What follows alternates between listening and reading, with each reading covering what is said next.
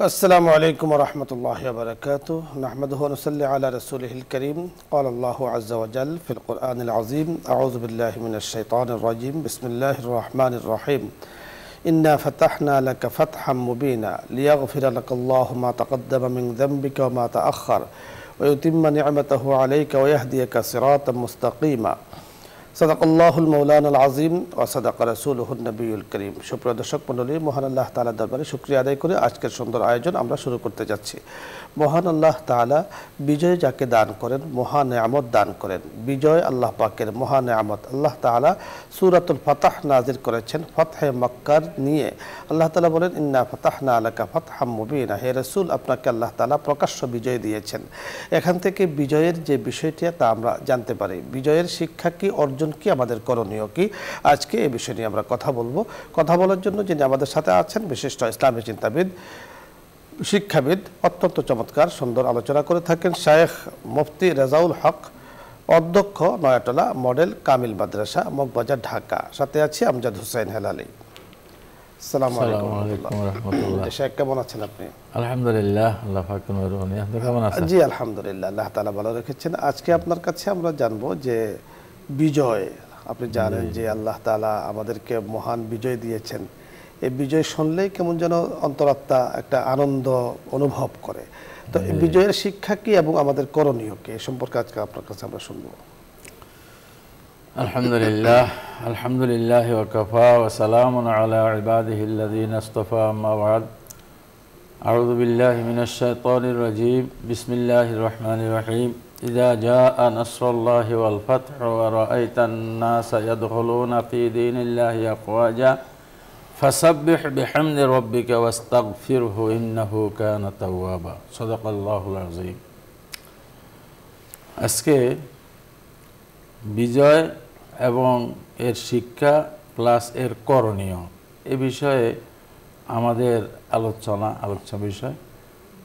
তো আপনি যেমনটি খুতবাতে সূরা ফাতহ এর উদ্ধৃতি দিয়েছেন, সূরা ফাতহ এর মধ্যে ফতে মক্কার বিজয় আল্লাহ পাক এর সবিস্তার কিছু আলোচনা করেছেন।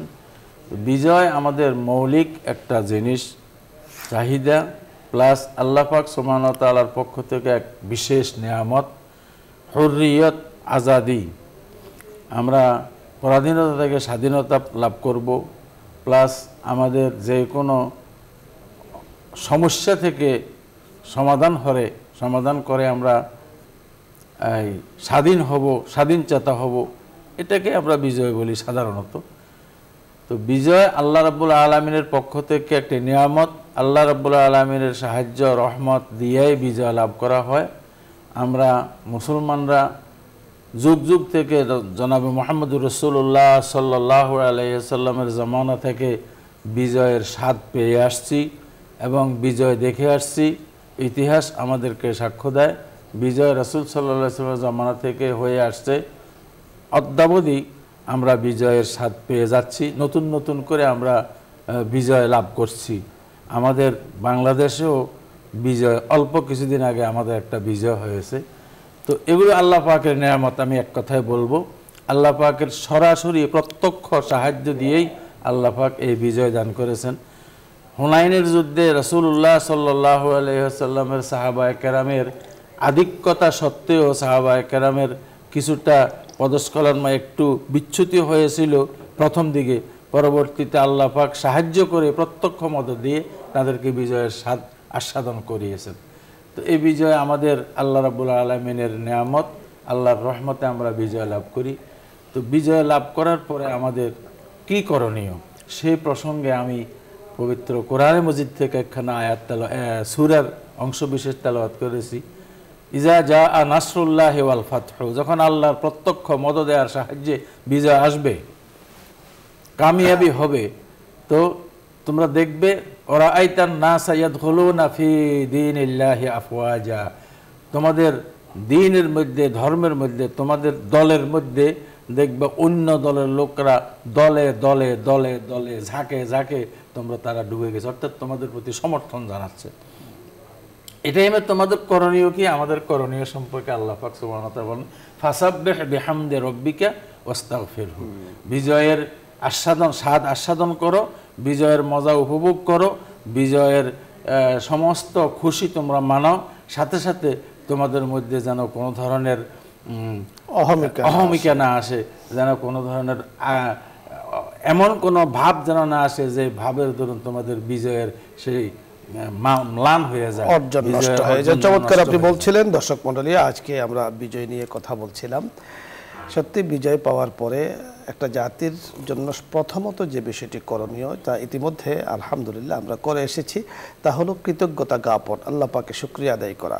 আল্লাহ রাব্বুল কারীম আমাদেরকে কোরআনে হাকিমের মাধ্যমে জানিয়ে দিয়েছেন, লা ইন শাকারতুম লাযিদান্নাকুম। কোনো নেয়ামত পাওয়ার পরে যদি তোমরা নেয়ামতের শুকরিয়া আদায় করো তো আল্লাহ তাআলা ওই নেয়ামতকে বাড়িয়ে দেন, এবং বলেছেন ওয়ালা ইন কাফারতুম ইন্না আযাবি লাশাদীদ। কোনো ব্যক্তি যদি আল্লাহ তাআলার নেয়ামত পাওয়ার পরও সেটাকে যথাযথভাবে গ্রহণ না করে, অহমিকা প্রকাশ করে, নির্যাতনের পথ গ্রহণ করে, জুলুম নিপীড়ন ইত্যাদির পথ গ্রহণ করে, আল্লাহ তাআলা বলেন ইন্না আযাবি লাশাদীদ, আমার শাস্তি বড় কঠিন, সাবধান।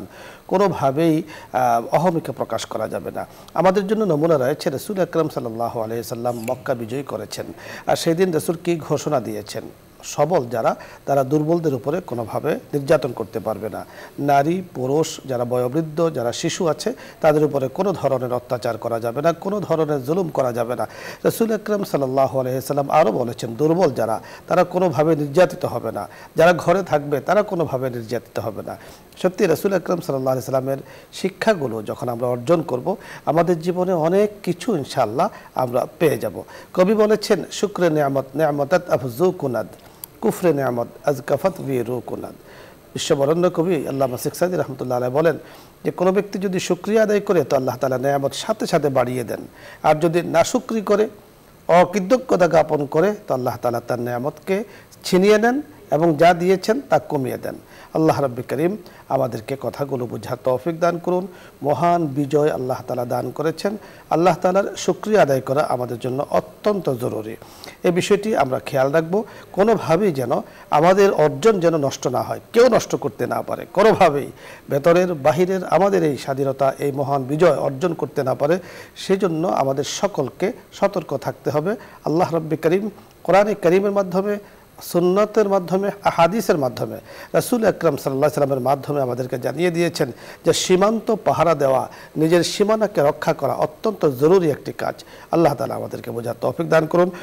আলোচ্য বিষয় নিয়ে আপনাদের যদি কোনো প্রশ্ন থাকে, কোনো কিছু জানার থাকে, আপনি প্রশ্ন করতে পারেন, অথবা ইসলামের যেই কোনো মাসলা মাসাইল নিয়ে আপনার কোনো প্রশ্ন থাকলে আপনি প্রশ্ন করুন, আমরা চেষ্টা করব কথা বলার জন্য। প্রথমে যিনি আছেন, আসসালামু আলাইকুম ওয়া রাহমাতুল্লাহ। দর্শক নাম বলে পরিচয় দিয়ে প্রশ্ন করুন। ওয়ালাইকুম আসসালাম। আপনি প্রশ্ন করুন। হ্যাঁ, আমি বলছি, আমার নাম উম্মে আমেরা। আমি জি বলুন, প্রশ্ন করুন। আর হ্যাঁ, আমি একটা প্রশ্ন জানতে চাচ্ছি যে আমি সূরা মুলক নামাজের ভিতরে পড়ি, তারপরে আপনি পরে আবার এক্সট্রা এমনি পড়তে হবে নাকি, ওটা একটু জানতে চাচ্ছি। জি, সুন্দর একটি বিষয় জানতে চেয়েছেন, খুবই জীবন ঘনিষ্ঠ বিষয়। শেখ উনি যেমনটি বলেছেন আপনি বুঝতে পেরেছেন। সূরাতুল মুলক উনি মাগরিবের পরে নামাজে পড়েন, এরপরে সূরা মুলকের যে ফজিলত সেটা পাওয়ার জন্য অনেকে পরে আবার পড়তে হবে নাকি নামাজের মধ্যে সূরা মুলক তেলাওয়াত করেন? ও, আসলে সূরা মুলক রাতের প্রথম ভাগে তেলাওয়াত করলে তার ফজিলত বর্ণনা করা আছে, শোয়ার আগে তেলাওয়াত করলে তার ফজিলত বর্ণনা করা আছে। এখন উনি যদি মাগরিবের নামাজ, যেত রাতের প্রথম অংশ, উনি ওখানে তেলাওয়াত করেন নামাজের মধ্যে, নামাজের ফরজিয়ত আদায় হলো, ওকে আল্লাহ পাক যদি মেহেরবানি করে ওনাকে ফজিলত দিয়ে দিতে পারেন। তবে আমরা যতটুকু পড়েছি, যতটুকু জেনেছি, নামাজের মধ্যে কোরআনে কারিমের তেলাওয়াতের ফজিলত অনেক বেশি। কোনো ব্যক্তি যদি নামাজের বাহিরে কোরআনের এক হরফ পড়ে 10 নেকি, নামাজের ভেতরে পড়ে তার থেকে অনেক অনেক বেশি নেকি আল্লাহ তাআলা দান করেন। কিন্তু সূরা মুলকের একটা ফজিলতের কথা বলা হয়েছে যে রাত্রিতে ইশার পরে আপনি সূরা মুলক পড়ুন। 2 রাকাত নামাজ, নফল নামাজও আপনি পড়তে পারেন, অথবা চাইলে আপনি এমনও পড়তে পারেন। সওয়াব থেকে কোনো অংশে খালি নয়, আপনি সওয়াব এবং ফজিলত পেয়ে যাবেন আল্লাহ চাহে তো। পরবর্তী দর্শক, আসসালামু আলাইকুম ওয়া রাহমাতুল্লাহ। ওয়ালাইকুম আসসালাম। হুজুর, জি আমার 3টে প্রশ্ন। বলুন। ওই যে চোরে নেয়, চোরে আমাদের সবকিছু চোরে নিয়ে যায়। এর ফজিলত, চোরে নিলে আমাদের কি কোনো এদিকে বেনিফিট আছে পরকালে? আর আরেকটা প্রশ্ন হলো, আমার মা বয়স প্রায় 80 বছর, আর আমি একমাত্র সন্তান। আর মার জন্য আমি মনে করেন দাপন কাপন বা এর জন্য যদি কিছু টাকা জমাই, তাতে কি পাপ হবে? আর আরেকটা হলো, আমি ক্যান্সারের পেশেন্ট, আমি গত বছর রোজা রাখতে পারি নাই। এখন 30টা রোজা কি এই রোজার আগেই রাখতে হবে না পরেও রাখা যাবে? জি, 3টি প্রশ্ন বড় চমৎকার করেছেন, আপনি শুনতে থাকুন, আমরা কথা বলছি। প্রথম প্রশ্নটি উনি করেছেন যে ওনার মাল চুরি হয়ে যায়, বেশি বেশি চুরি হয়, তো সেক্ষেত্রে চুরি হওয়ার দ্বারা কি কোনো ফজিলত উনি পাবেন কিনা? চুরি মালে মাসরুক, যেগুলো চুরি চোর নিয়ে যায়, এগুলোর ব্যাপারে মালিক যে তিনি যদি কোনো ধরনের নিয়ত না করেন, তাহলে যে চোর চুরি করলো সে গাছে অন্যের মাল চুরি করার দায়ী হবে। বাকি যে মালিক, সে মালিক যদি এইরকম নিয়ত করে আমার বাড়ির এই আগান বাগান আছে, আমার এই মালামাল আছে, যদি কোনো আমার হেফাজত আমি করব, যদি কোনো চোর চুরি করে নিয়ে যায় তাহলে ওটা সদকার সওয়াব, মানে সাদকা করে দিলে সাদকার সওয়াব, তাহলে আল্লাহ পাক তাকে সাদকা। আর যথার্থ আপনি বলেছেন। দেখুন, চোরের উপদ্রব যদি আপনার এখানে থেকে থাকে তাহলে এটাকে বন্ধ করতে হবে, কারণ মালে মাহফুজ যাকে বলা হয়, যে আপনার মালকে আপনি যথাযথভাবে সংরক্ষণ করেছেন, হেফাজত করেছেন, আপনি ঠিক মতো রেখেছেন, সেখান থেকে যদি চুরি করে তাহলে চুরি, সেটা নিঃসন্দেহে চুরির শাস্তি। আস-সারিক ওয়াস-সারিকাতু ফাকতাউ আইদিয়াহুমা, কোরআনে বলা হয়েছে চোর এবং চোরনি যদি চুরি করে তাহলে শরীয়তে দৃষ্টিতে, যদি সেখানে শরীয়তের হুকুম থাকে, ইসলামিক রাষ্ট্র থাকে, তাহলে বলা হয়েছে তাদের হাত কেটে দেওয়া হবে। যদি ওই পরিমাণ, সেখানেও ফুকাহায়ে কেরামের লম্বা চড়া আলোচনা আছে যে কোন পরিমাণ, কতটুকু পরিমাণ চুরি করলে এই হুকুমটা তার উপরে প্রযোজ্য হবে। কিন্তু আমার মালকে আমি যত্রতত্র এমনি রেখে দিলাম আর কেউ নিয়ে গেল, সেটাকে আমারও তো গাফলতি আছে, উদাসীনতা আছে, সেটা যাতে না থাকে। আপনার বাড়িতে যদি চোরের উপদ্রব থাকে, নিঃসন্দেহে সেখানে চেয়ারম্যান আছে, মেম্বার আছে, এলাকার মুরব্বীরা আছে, সেখানে অবশ্যই চোরের উপদ্রবকে বন্ধ করা জরুরি। এবং চোর থেকে বাঁচার জন্য, চোর থেকে হেফাজতে মাল রাখার জন্য যা যা করা দরকার তা করবেন আপনি। এর করার পরে যদি চুরি করে, নিঃসন্দেহে তার জন্য রাষ্ট্রের নিয়মও আছে, শরীয়তের বিধানও আছে। আরেকটি প্রশ্ন করেছেন, আপনার আম্মাজান 80 বছর বয়স, এখন উনি বলতে চাচ্ছেন যে উনি একমাত্র সন্তান, মায়ের জানাজা, কাফন দাফন ইত্যাদির জন্য যদি কিছু টাকা পয়সা উনি জমিয়ে রাখেন, এতে তো কোনো সমস্যা নেই, কোনো সমস্যা নেই, বরং ভালো, কারণ আইনি মুহূর্তে আপনি পেরেশান হয়ে যেতে পারেন টাকা পয়সার জন্য, এই জন্য জমিয়ে রাখলেন, এটা প্রয়োজনে কাজে লাগবে, কোনো সমস্যা নেই। আপনি আরেকটি প্রশ্ন করেছেন, আপনি ক্যান্সারের রোগী, আপনি গত বছর রমজানের রোজাগুলো রাখতে পারেননি, এখন আপনি রোজা রাখতে চাচ্ছেন, এখন রমজান চলে আসছে, বেশি একটা বাকি নেই, এখন এই রোজাগুলো যেগুলো ওনার ভেঙে গিয়েছে, এগুলো আগামী রমজানের আগে রাখবে না পরে রাখলেও হবে?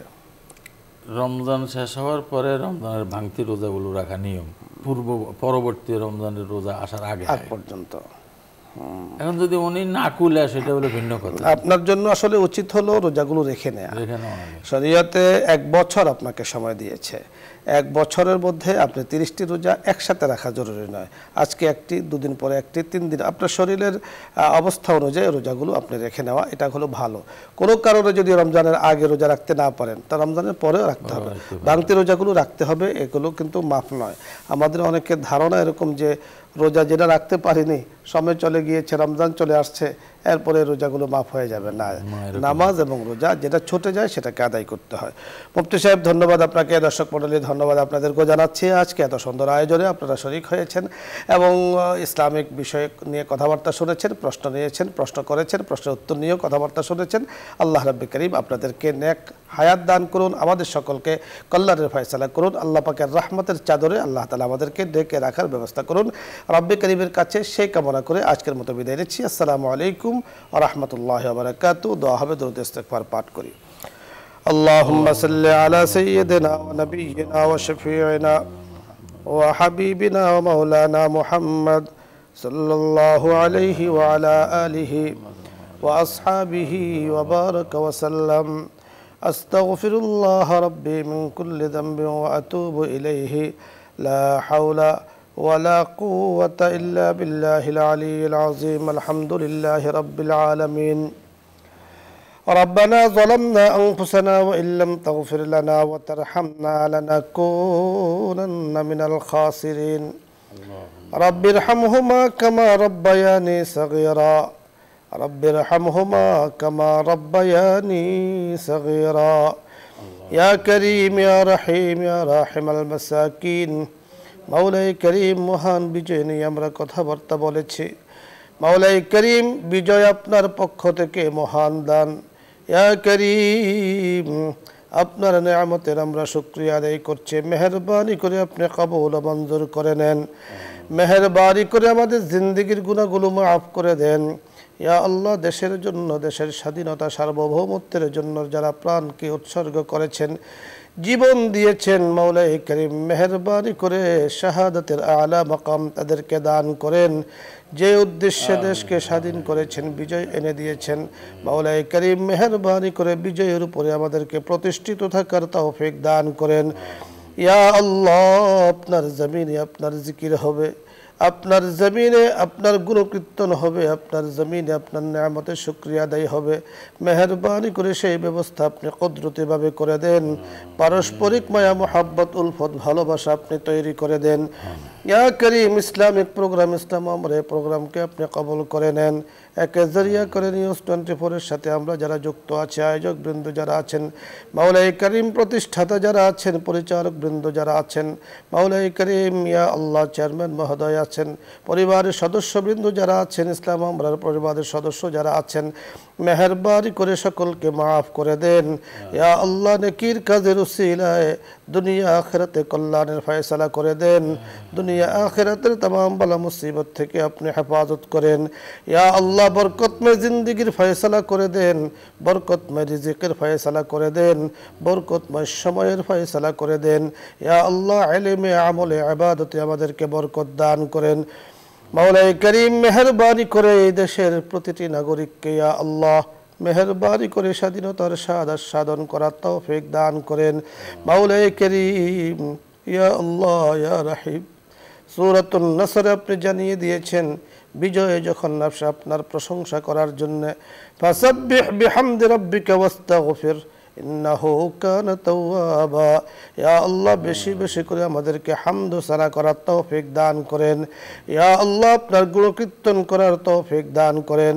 মাওলাই করিম আগামী বছর যেন আমাদের জন্য এইভাবে মাওলাই করিম কিয়ামত পর্যন্ত দেশের নাগরিকদের জন্য মাওলাই করিম সর্ব অবস্থায় খায়র কল্যাণের ফয়সালা করে দেন। ইয়া আল্লাহ, ইসলাম আমরা প্রোগ্রামের সাথে যারা যুক্ত আছে, অনেক মানুষ অনেক বছর ধরে যুক্ত রয়েছেন, আমরাও যুক্ত আছি, মাওলাই করিম যুক্ততাকে আপনি কবুল করে নেন। আমাদের হেদায়েতের জন্য আপনি জরিয়া বানিয়ে দেন। ইয়া আল্লাহ, সর্ব অবস্থায় আমাদের সকলের জন্য, দেশের জন্য, तमाम জাহানের উম্মতে মুসলিমের জন্য খায়র ও কল্যাণের ফয়সালা করে দেন। কত মানুষ অসুস্থ হয়ে আছেন, ইয়া আল্লাহ শিফায়ে কামিলা আজিলা দায়েমা কুল্লিয়া দান করেন। মাওলাই করিম, আপনি তো শেফাদাতা, আপনি তো আরোগ্য দানকারী, মেহেরবানি করে সুস্থতার নেয়ামত দান করেন। অভাবীদের অভাবগুলো আপনি দূর করে দেন। যারা মাওলাই করিম আপনার কাছে হাত তুলে আছে, চোখের পানিগুলো ছেড়ে দিচ্ছে, ইয়া করিম কার অন্তরে কোন এক মাকাসিদ আছে আপনি ভালো জানেন। মেহেরবানি করে নেক মাকাসিদগুলো আপনি পূরণ করে দেন, নেক হাজাতগুলো আপনি পূরণ করে দেন। ইয়া আল্লাহ, পবিত্র বাইতুল্লাহ শরীফ, পবিত্র মসজিদে নববীতে আমাদেরকে জীবনে বারবার যাওয়ার তৌফিক দান করেন। যারা গিয়েছেন ইয়া আল্লাহ তাদেরকেও যাওয়ার তৌফিক দান করেন।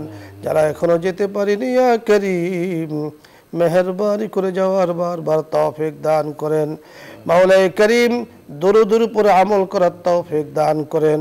ইয়া আল্লাহ, লা ইলাহা ইল্লাল্লাহু মুহাম্মাদুর রাসূলুল্লাহ এক কালিমার উপরে প্রতিষ্ঠিত থাকার তৌফিক দান করেন, বুঝার আমল করার তৌফিক দান করেন। যেদিন যে সময় আমরা চলে যাব, ইয়া আল্লাহ আমাদের জবানে এইভাবে কালিমা চালু করে দিয়েন, লা ইলাহা ইল্লাল্লাহু মুহাম্মাদুর রাসূলুল্লাহ।